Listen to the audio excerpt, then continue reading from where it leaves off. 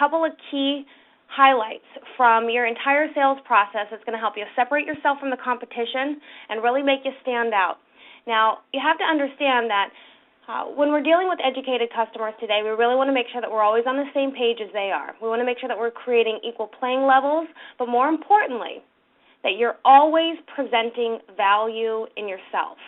And it's really important that our prospects today clearly see a professional every time they have an encounter with you, whether it be on the phone call, whether it be on an email, whether it be on a voicemail. Today we're just going to pull out two of these critical components, the phone calls and the emails, and we're going to talk about areas that are going to help you distinguish yourself from the competition, because the fact of the matter is if you're in a competitive market, which is every market, the difference is it might be 3 customers they're shopping versus 9, 10, maybe 20 customers are shopping.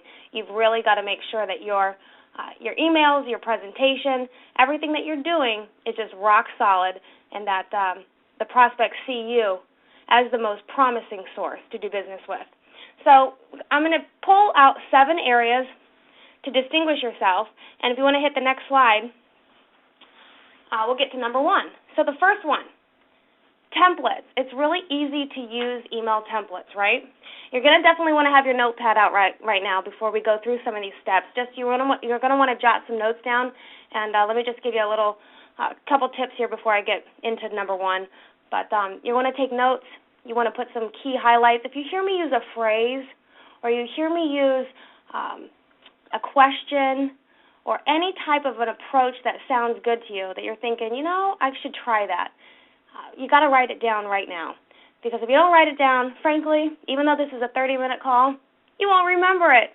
So I want you to remember everything. I want you to get the most out of this call, and taking notes is the first part. So getting away from obvious email templates for follow-up.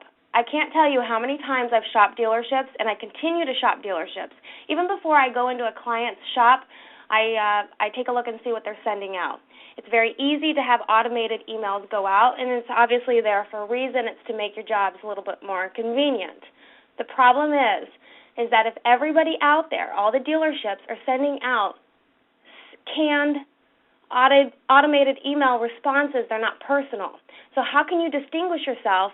Use more personalized email templates. And I know that sounds really simple, really easy, but you can use email templates. I love email templates. I promote email templates, but you've got to make changes to those templates. The last thing you want is for a blanket email that doesn't have anything to do with this customer sent out to them. So, like, for example, I'll see in dealerships they'll send out canned emails, and they'll have the incentives and rebates for the month.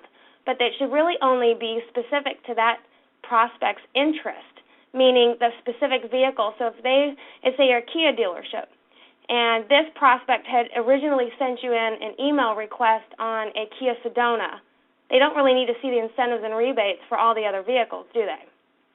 So think about how you can personalize and customize this email template to make sure that it's directed towards this person's specific interests. Email templates are great. They put a foundation together. It helps you look more grammatically correct. It just makes your life a little more convenient, but you should, at a minimum, make a first change in the first sentence of every email template that you use. Make a personal change to that first sentence. So you want to get away from the obvious emails, do more personalized emails, so it makes it look like you really spoke to that person. And another tip in that first email that you're sending out to people is not only changing that first line, but you're going to even want to, in step 2, recap the conversation. I'm going to give you a couple pointers in some of the emails that you send back to people. So point number 2 here, after every single conversation that you have with a prospect, every single conversation, don't just log it in your CRM. You've got to send an email to this person. This is what will help distinguish you amongst the competition. So let's just say you got an internet prospect today, and you speak to them on the phone, you spend 10 minutes with them. You've got a lot of information that you've acquired in 10 minutes. You know what's hot to them as far as the vehicle equipment. You know what's a deal breaker. You know what options they're looking for. they're looking at several different vehicles. You know what part of town they're calling from or what part of town they're in. You know where they work, if they're using this vehicle for work, or if this is more for a family. You have an idea how many family members they have. You have some general idea about who this person is. And hopefully you've done your part in making sure that you've established some type of a relationship, a lot of rapport with this person. But the idea is in this call is to make a friend, find common ground, common interests. It's really important that you obtain at least 3 things about this customer that you can use in this email to recap your conversation. So if I found out they just had a baby, they need a bigger car because they need another car seat in the back seat, so space is kind of important to them. They're looking for the DVD entertainment package for the kids. In that email back to the customer, again, this is what's going to distinguish you. Very small area, big area as far as character selling in this email. Got to let people know that they're dealing with a professional. So in this first email, I'm going to kind of reference back to point number 1. In that first sentence, I might say, thank you so much for spending 10 minutes with me on the phone today. I understand that you have a growing family. You have 2 car seats now you need to put in the back seat. I know the DVD entertainment package is most important to you. I did take several notes, and I stored those in my CRM. Now, I don't really care if you have a template, but suddenly, doesn't this person feel like a person instead of customer number 197045? And that's what I'm talking about. So that's point number 2. After every conversation, send an email to recap the conversation. And frankly, if that customer calls you back, right, because you left this awesome voicemail and they're calling you back, you still have to log that call in the CRM, but you need to recap that conversation and send them a thank you email for returning your call. This is a personalized business today. We're in the 21st century, and you got to do things that are custom and personal. So let's get into point 3. After every single callback, send a thank you for calling them, which is exactly what I was alluding to. It's not just a recap of the conversation, but it's a thank you for returning your call. Because frankly, you're going to want appointments that show on time. And if this person's calling you back, you want to let them know that you are paying attention and that you found that very respectful. So it's important to make that effort so that they'll, in return, make the effort with you. So after every single callback, send them that thank you and reference what time maybe they called in. Hey, I know it was your lunch hour, and I know you had just a few minutes, but I really appreciate you calling me back with the VIN number on your vehicle. It's going to help me prep in advance for your visit. I just wanted to send a quick thank you. I really appreciate you returning my call today. Ask yourself this: when's the last time you sent that email? Most likely, and because I travel in dealerships every week, I bet you a lot of you would say, you don't do it. Because it's a lot of emails throughout the day, there's a lot of phone calls that need to be made, but frankly, if we're going to make money on this deal, it's important that this person respects you as a professional, and we got to always look, act, and react like a professional. Point number 4. Use at least 3 elements from your phone conversation in your email response. So I alluded to this earlier, and it's important that you pick at least 3. So when you're getting away from the obvious email templates, point number 1, you're going to start to use some of these elements to personalize all of your email responses. Whether it's the first email, the second email, the third, the fifth, the 7th, the 10th, you're going to want to always make sure that you have something in each one of these follow-up emails that's personal. So I'm going to give you a couple more suggestions here. I know I talk really fast, so I hope you got that pen moving. So 3 elements might be, let's say you found out that they have a trade. Let's say they asked you some questions about that new vehicle that they were looking for. Maybe it was a pre-owned vehicle that they were looking for. Maybe they asked you how many miles was on it, was it a one-time owner, what the tire tread looked like. If they had questions in that phone conversation, now would be the time to send them an email back and say, something that will make you look like you put a little more effort into it. So even though you might be adding 3 elements from that phone call, you might even just strengthen it by saying, I understood that you had some questions. I did spend about 20 minutes doing some research in our inventory. I did want to see if I could get all of the answers to your questions in a timely manner. I understand that you have a trade-in and that our expert appraiser will take a look at that. I just needed to get your VIN number, and I understand you have 91,000 miles on your 2002 Toyota Corolla. I documented all that information. Again, you're using 3 elements from the phone conversation. If they had questions, you're reminding them. You're also going to add more value to how you do business by letting them know that you've already invested in them. So by saying, I spent 20 minutes doing research, is creating that connection between you and that professional image that is so important. If we're going to distinguish ourselves amongst the heavy competition out there, you got to sell your character. You got to let them know who they're working with. So we've got into 4 key points here. And I know it's a lot. They're little simple things. This is just a fine-tuning of your present approach. And the fact of the matter is that, it's hard to incorporate new information. And I tell my classes this every day. It's very easy to go through the race every day, do the same things day in and day out. Of course, you always expect different results. You know what that makes all of us, right? A little insane. But it's easy to be that person because it's such a hectic day. I'm actually in a dealership right now. I'm working with the salespeople making phone calls and sending emails right now, and they're slammed. It's like there's so many people coming in and out of here. So how do you remember to get back to your emails? How do you remember to send all the follow-up emails that you're supposed to every day, or make all the phone calls? It's just there's a million things to do, and it's hard to incorporate change. It's hard to incorporate new information. You have to make the effort. And the first thing that you can do is exactly what hopefully you're doing right now, and that's just putting the pen to the paper and taking notes. It's important to just pick a couple things that we're going through here today. Don't think you have to incorporate them all, straight away. But if you just take a few points and then space them out over the week, then you'll have new ideas.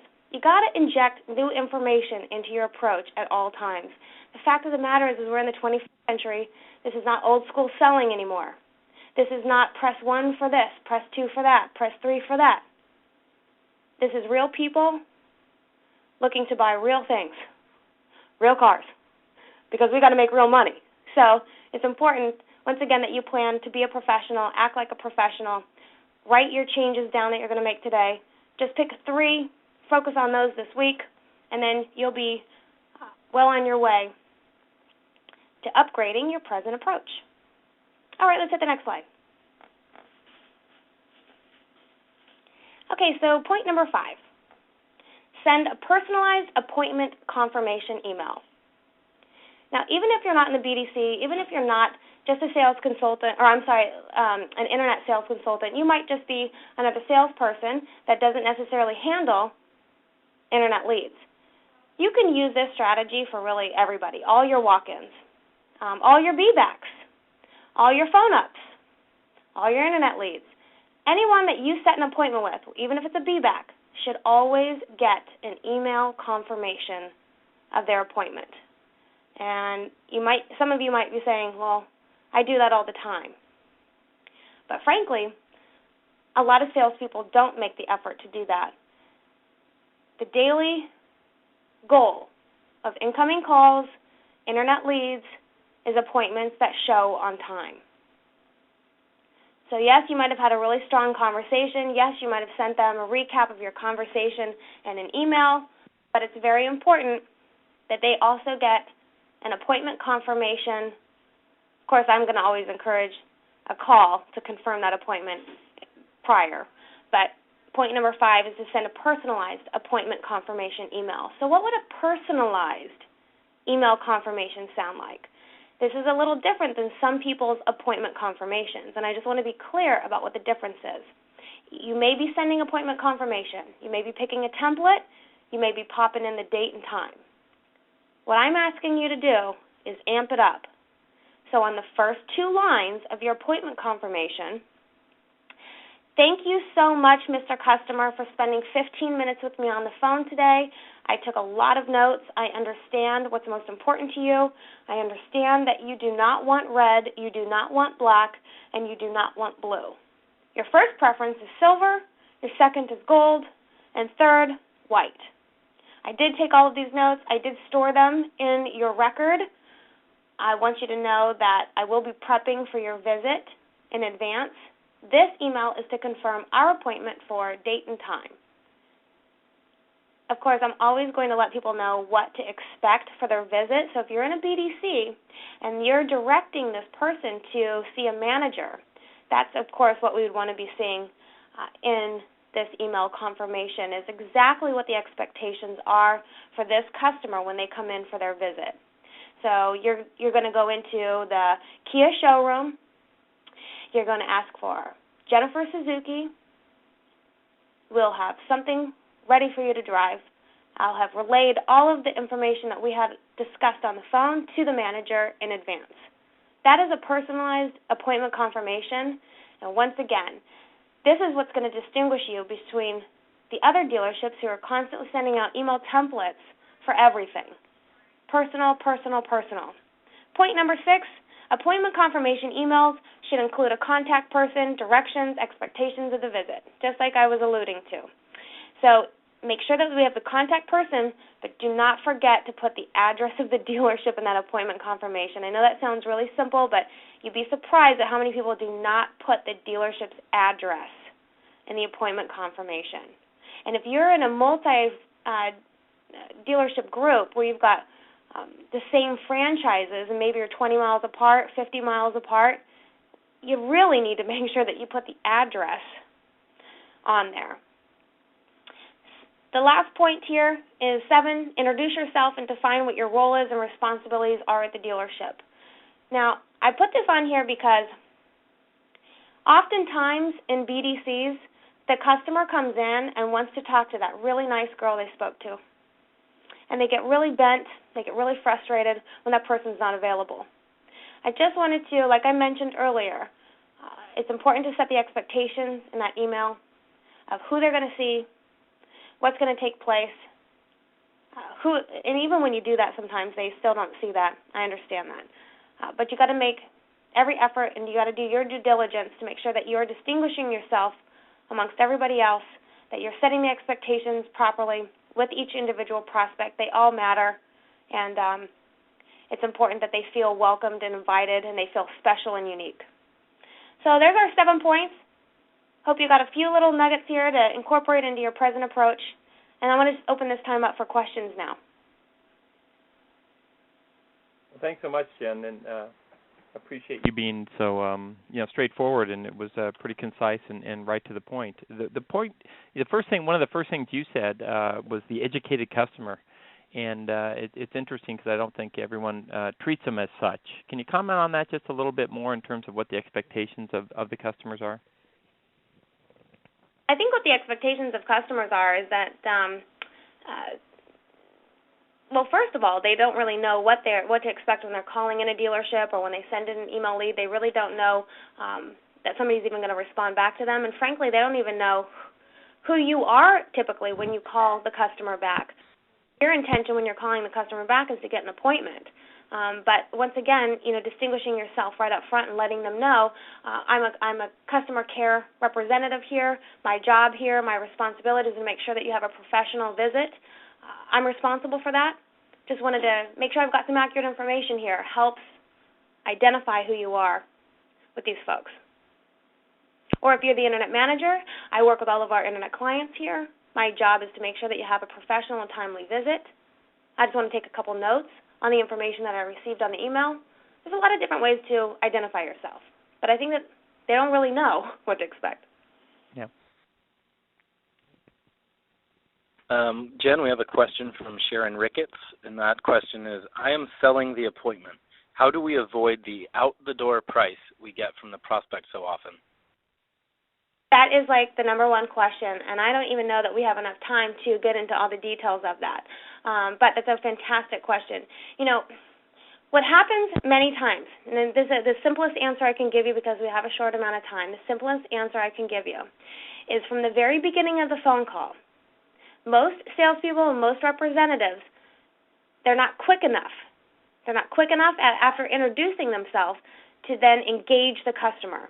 So, like, for example, and I'm going to switch this around just so I can give you a couple different, angles. I'm going to switch to an incoming call real quick. So a lot of the times, incoming calls, the salespeople will say, "Thanks for calling ABC Motors. This is Jennifer. How can I help you? How can I be of service?" And when you ask that question right there, the customer is going to say right away, "Hey, I want to get a price. I want to get a price." The thing is that right now you've got to change that question because that question is not working for you. You already know they're calling for a price. You know that every internet lead that you call back is going to want a price. So your job is to totally divert that. So what I might say is I might take control of the call, and I might say in that same incoming call example, I might say, "Hi, or thank you for calling ABC Motors. This is Jennifer. Were you calling for sales or service?" They say sales. "Were you calling for the new car department or were you calling for the pre-owned department?" And they say, "I'm looking for the new car department." Great. Well, our vehicles in the Kia lineup, we have 11 different models. Which one did you narrow it down to? You see, they haven't even asked me for a price yet. And frankly, they don't even feel threatened by me because they think I'm a receptionist. It's kind of long-winded, I guess, answer here. But the point is that you've got to gain management of the call immediately. And even when you're calling internet customers as an outbound, as soon as you say, "Hey, this is who I am. I got your email request like 10 minutes ago. I want to quickly get back to you. I'm just curious, is the car going to be for you? Did you see this car yet in person or did you see it online?" You see the strategy here? You need to ask questions to avoid getting jammed for all of the objections. Okay. We have another question from John Ferguson, and he says, "So 0 templates, or would you recommend personalized templates that can be filled with the personal templates?" Okay, so like I mentioned, I encourage email templates because you need to have something to help with time management. But your templates have to be really well constructed. They can't be too canned where it's obvious. And the salespeople, I'm asking you to make these small adjustments, like what we just covered here on this call. Make the small adjustments to make sure that everything looks personal, like you wrote it to that person. So again, templates are good; they serve a purpose, but you gotta change them up. You gotta tweak them a little bit. Okay. If there's any other questions, get them in now.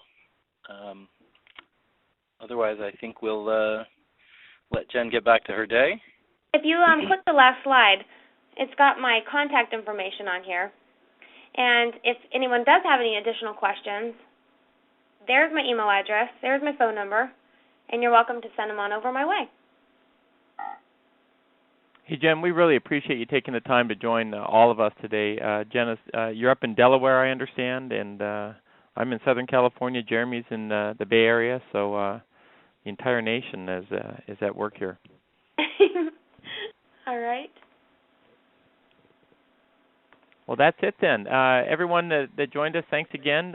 We look forward to seeing you soon at the next webinar that we put together here at Response Logics. And a very special thanks again to Jennifer Suzuki for sharing some great information and just reminders on the best way to treat the sophisticated and educated customers that we all come across today.